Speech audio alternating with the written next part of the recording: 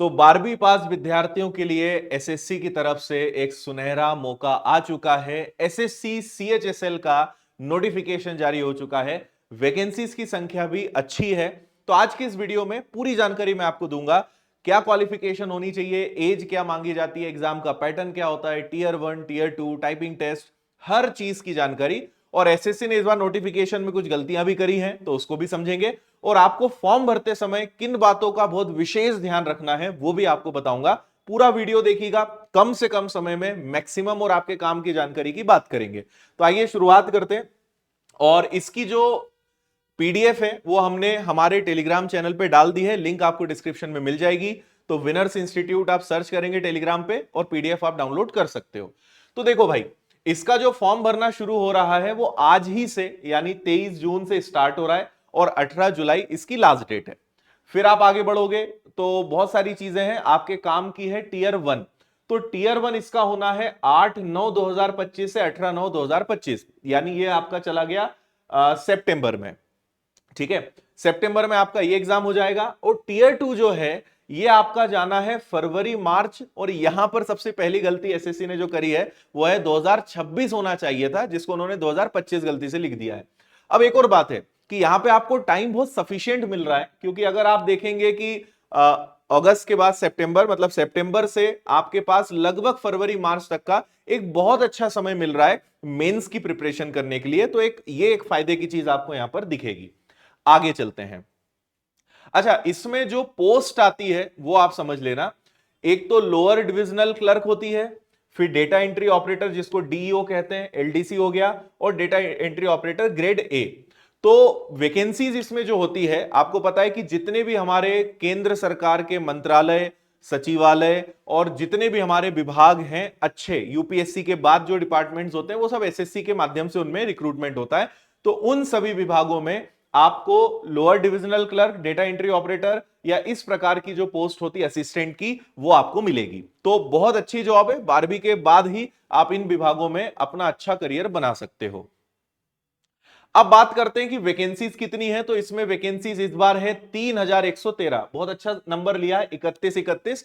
पिछली बार लगभग 3712 वैकेंसीज थी, पिछली बार से वैकेंसीज थोड़ी सी कम हुई है, लेकिन इस बार भी संख्या अच्छी है, 3131 वैकेंसीज है। और आपको एक चीज और पता होगी कि एसएससी ने इस महीने में लगभग 8 नोटिफिकेशंस का वादा किया था। एक दो अभी स्कीप हुए हैं, उनका अपडेट कुछ आएगा तो हम आपको बताएंगे, लेकिन यह शेड्यूल में था जो आपके लिए इस महीने आना ही था। फिर इसके बाद आपकी जो काम की बातें हैं उस पर चलते हैं। एज को हम डिस्कस करते हैं। आपको क्वालिफिकेशन वैसे मैं बता ही चुका हूं कि सिर्फ 12th पास होना चाहिए, 12वीं अगर आपका कंप्लीट है तो आप इसमें फॉर्म भर सकते हो। देखो भाई, एज की जो गणना होगी वो 1 जनवरी 2026 के हिसाब से होगी। और इसमें जो एज है वो 18 से 27 वर्ष मांगी जाती है। यहां डेट ऑफ बर्थ भी लिखा है कि आपकी डेट ऑफ बर्थ कब से कब तक की होनी चाहिए। और फिर कैटेगरी वाइज रिलैक्सेशन है, एससी एसटी को 5 साल का, ओबीसी को 3 साल का, है ना, पीडब्ल्यूबीडी को 10 साल का। इस तरीके का यहां पर सारा सिस्टम रहता है।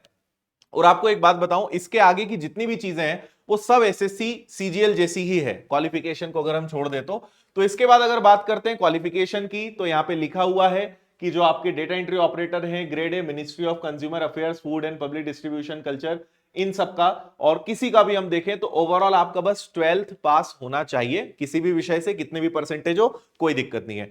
फॉर्म भरने के लिए सिर्फ 100 रुपए फीस लगती है, वो भी लड़कों की। महिलाओं के लिए, लड़कियों के लिए टोटल फ्री होती है। और एसटी एससी के लिए भी यहां पे कोई चार्ज नहीं होता है, और ओबीसी के लिए भी नहीं होता है। तो सिर्फ जनरल कैटेगरी के बच्चों को 100 रुपए का इसमें चार्ज भरना होता है। ठीक है, तो आगे बढ़ते हैं हम इसमें। और हाउ टू अप्लाई, तो आपको कैसे अप्लाई करना है वो मैं बता देता हूं। आपको एसएससी की वेबसाइट पे जाना है और वहां से आप इसके लिए अप्लाई कर सकते हो। ये देखो, आप यहां पे फीस देख सकते हो। तो 100 रुपीज यहां पे रहेगी। विमेन कैंडिडेट हो गई, एससी हो गए, एसटी हो गए, इन सब के लिए यहां पे कोई चार्ज नहीं है। हाँ, ओबीसी मैंने शायद बोल दिया था, ओबीसी के लिए फीस लगेगी। एससी एसटी और महिलाओं के लिए यहां पे किसी प्रकार की कोई चार्जेस नहीं है। अब आते हैं सबसे महत्वपूर्ण स्टेप पर, और वो है कि एग्जाम का जो प्रोसेस है वो क्या होता है। तो इसमें 2 फेज में एग्जाम होता है, पहले टीयर 1 होता है, फिर आपका टीयर 2 होता है। टीयर 1 जो है वो आपका क्वालिफाइंग होता है, और उसके आधार पे फिर आपको टीयर 2 में बुलाया जाता है। और जो फाइनल मेरिट लिस्ट है वो आपकी टीयर 2 के आधार पर ही बनती है। ठीक है भाई, तो आप अगर यहां पे देखोगे इंग्लिश के 25 सवाल, जनरल इंटेलिजेंस यानी रीजनिंग के 25 सवाल, मैथ्स के 25 सवाल, जनरल अवेयरनेस के 25 सवाल, ऐसे टोटल 100 क्वेश्चंस होते हैं। लेकिन हर प्रश्न 2 नंबर का होता है, तो पेपर आपका 200 नंबर का होता है, जिसके लिए आपको 1 घंटे का समय मिलता है। दूसरी बात कि यहां पर 0.50 मार्क्स की, 0.50 अंकों की नेगेटिव मार्किंग होती है, इस बात को भी आप ध्यान रखिएगा। अब हम इसके आगे अगर चलें तो जो आपका टीयर 2 है उसको देख लेते हैं। अब देखिए टीयर 2 में क्या है, इसमें होते हैं अलग अलग सेक्शंस, और उन सेक्शंस के अंदर होते हैं मॉड्यूल्स, ठीक है। तो आप सेशन है, सेशन के अंदर सेक्शंस हैं, और उनके अंदर ये सारे सब्जेक्ट हैं। तो आप देखेंगे मैथ्स के और रीजनिंग के आपके टोटल 30 यानी 60 क्वेश्चंस होंगे, हर प्रश्न 3 नंबर का होगा, यानी 180 नंबर का ही रहेगा। फिर आपका सेक्शन 2 है जिसमें इंग्लिश और जनरल अवेयरनेस रहेगा, 40 क्वेश्चन आपके इंग्लिश के, 20 क्वेश्चन जनरल अवेयरनेस के, टोटल आपके 180 नंबर ये भी हो जाएंगे। और सेक्शन 3 जो है ये कंप्यूटर नॉलेज का रहेगा, जिसके 15 क्वेश्चंस रहेंगे, हर प्रश्न 3 नंबर का रहेगा। अब आपको मैं एक चीज बता देता हूं कि जो सेक्शन 1 है और सेक्शन 2 है, ये आपका मेन सिलेक्शन तय करता है, इसके मार्क्स के आधार पर चीजें तय होंगी। जो आपका कंप्यूटर है ये केवल क्वालिफाइंग होता है। इसके अलावा आपका जो टाइपिंग टेस्ट होता है, जैसे एक स्किल टेस्ट होता है जो डीईओ डेटा एंट्री ऑपरेटर्स के लिए होता है, डिपार्टमेंट मिनिस्ट्रीज इनके अंतर्गत, इनको 15 मिनट का समय मिलेगा, ये भी क्वालिफाइंग है, जो सेक्शन 4 होता है। और इसके बाद बाकी जितने भी पद होते हैं उन सब के लिए स्किल टेस्ट या टाइपिंग टेस्ट होता है, उन्हें भी यहां पर 15 मिनट का समय मिलता है। और इसके अलावा अगर एलडीसी और जेएसए की बात करते हैं तो उनके लिए 10 मिनट का अलग से आपका टाइपिंग टेस्ट होगा। तो आपको अगर इस एग्जाम की तैयारी करनी है तो टाइपिंग टेस्ट की प्रैक्टिस करनी होगी। लेकिन जैसा मैंने कहा कि इसका मेंस फरवरी मार्च तक जाना है, आपके पास बहुत समय है। अभी आपको प्रीलिम्स के जो पैटर्न है, सिलेबस है, उस पर फोकस करना है। अभी मैं आपको सिलेबस भी दिखा देता हूं, और जो चीजें मैंने आपसे यहां पे कही है वही सब यहां पे लिखा हुआ है कि भाई जो सेशन 1 है, सेशन 2 है, सेशन 3 है, ये सब आपको लगाने हैं, है ना। ये देखो, session 1 will include conducting section 1, section 2, section 3, और यहां पर आपका जो कंप्यूटर नॉलेज है, देखो जो आपका कंप्यूटर नॉलेज टेस्ट है वो भी इसके बाद तुरंत कंडक्ट होगा, है ना। और ठीक है, और उसी के बाद आपका टाइपिंग टेस्ट भी होगा। और आपको सारे सेक्शंस को अटेम्प्ट करना कंपलसरी है, आप कुछ भी स्किप नहीं कर सकते हो, ये बात भी आप ध्यान रखिए। और यहां पे देखिए लिखा है computer knowledge test is mandatory but qualifying in nature, और स्किल टाइपिंग टेस्ट जो है वो भी मैंडेटरी है, लेकिन वो भी आपका क्वालिफाइंग है। अब हम इसके आगे बढ़ते हैं। अच्छा, आप एक बार यहां पे ये भी देख लीजिए कि टाइपिंग टेस्ट में कितनी स्पीड चाहिए होती है, उसकी जानकारी यहां पे लिखी हुई है। जैसे अगर हम स्किल टेस्ट के लिए जाते हैं तो यहां पे लिखा है कि जो 15 मिनट का टेस्ट है 3700 से 4000 की डिप्रेशंस आपके होने चाहिए। और अगर स्किल टेस्ट टाइपिंग टेस्ट की बात करते हैं तो यहां पे 2000 से 2200 की डिप्रेशंस आपके होने चाहिए 15 मिनट में। और जो तीसरा एलडीसी जेएसए के लिए जो टाइपिंग टेस्ट है उसके बारे में भी यहां पर लिखा हुआ है, ये देखिए 30 वर्ड्स पर मिनट अगर आपकी हिंदी है, और 35 एक मिनट, यहां पे है have typing speed of 35 words पर minute and those opting for Hindi medium should have 30 words पर मिनट, यानी इंग्लिश के लिए आपकी 35 और हिंदी के लिए 30 वर्ड्स पर मिनट की आपकी स्पीड होनी चाहिए। चलिए आगे चलते हैं। अब देखिए इसमें जो सिलेबस होता है, अगर आप सीजीएल की भी तैयारी कर रहे हो तो वो पूरा का पूरा सिलेबस और सारी चीजें काम आएंगी, क्योंकि ये पूरा कॉपी पेस्ट है, इसमें कहीं से कहीं तक किसी प्रकार का कोई डिफरेंस नहीं है। तो जैसे इंग्लिश है तो इसमें आपको पूरा ग्रामेटिकल पार्ट, है ना, वोकैबुलरी, कॉम्प्रिहेंशंस, ये सारे पढ़ने हैं। जनरल इंटेलिजेंस मतलब रीजनिंग, तो रीजनिंग के अंतर्गत जितनी भी चीजें आती हैं वो सब आपको पढ़ना है। क्वांटिटेटिव एप्टीट्यूड है तो इसमें आपको अरिथमेटिक और एडवांस मैथ्स सब कुछ पढ़ना है, तो पूरा अरिथमेटिक आ गया, अलजेब्रा, ज्योमेट्री, मेंसुरेशन, ट्रिग्नोमेट्री, ये सारी चीजें आ गई।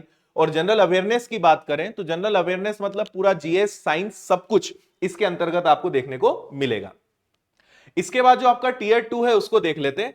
अब टीयर 2 में थोड़े से टॉपिक्स का वेटेज और थोड़ा सा लेवल यहां पर बढ़ जाता है।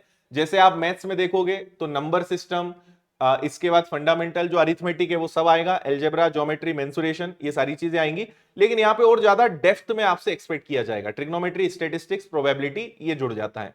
फिर अगर रीजनिंग की बात करें तो सेम रहेगा, इंग्लिश की बात करें तो उसमें भी कुछ भी चेंज नहीं है, जनरल अवेयरनेस है तो वो भी सब कुछ आपका सेम रहने वाला है। तो भाई ये स्थिति है आपके सीएचएसएल की। और एक और बहुत इंपॉर्टेंट बात बता देता हूं जिसके कारण बहुत सारे बच्चों का फॉर्म रिजेक्ट होता है, और वो है सिग्नेचर और फोटो। आप एसएससी ने यहाँ पे बताया भी है कि आपका फोटो का सही तरीका ये है ना, कैप लगा है, चश्मा लगा है, ब्लर है, कलर अलग है, चेहरा आधा कटा हुआ है, ऐसी कोई भी फोटो अगर आपकी होती है, चश्मा है, उल्टी फोटो है, ब्लर है, तो आपका फॉर्म रिजेक्ट हो जाएगा। इसलिए बहुत इंपॉर्टेंट ध्यान रखना, फॉर्म भरते समय फोटो और सिग्नेचर का ध्यान रखना कि वो सही फॉर्मेट में हो, सही साइज में हो, और जैसा एसएससी ने बताया है वहां लिखा हुआ आता है जब आप अपलोड करते हो कि क्या उसके पिक्सल्स होने चाहिए, क्या साइज होना चाहिए और क्या फॉर्मेट होना चाहिए। ये एक सबसे बड़ा कारण है जिसके कारण विद्यार्थियों के फॉर्म रिजेक्ट होते हैं। तो इस बात का भी आप बहुत विशेष तरीके से ध्यान रखिएगा। तो ये मुझे उम्मीद है कि आपको बेसिक इस नोटिफिकेशन से रिलेटेड सारी चीजें अच्छे समझ में आ गई होगी, है ना।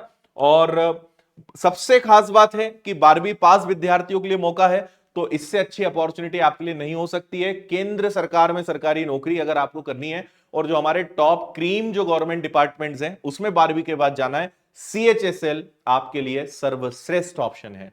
अब सवाल उठता है कि इसके लिए तैयारी कैसे करें, तो आप विनर्स के एप्लीकेशन पे जाके, अभी हमने नया बैच शुरू ही किया है, आप इससे जुड़ सकते हो। 999 फीस है, 18 महीने वैलिडिटी है, और ये ऑल इन वन बैच है, सारी परीक्षाओं की तैयारी आपकी इसी से हो जाएगी।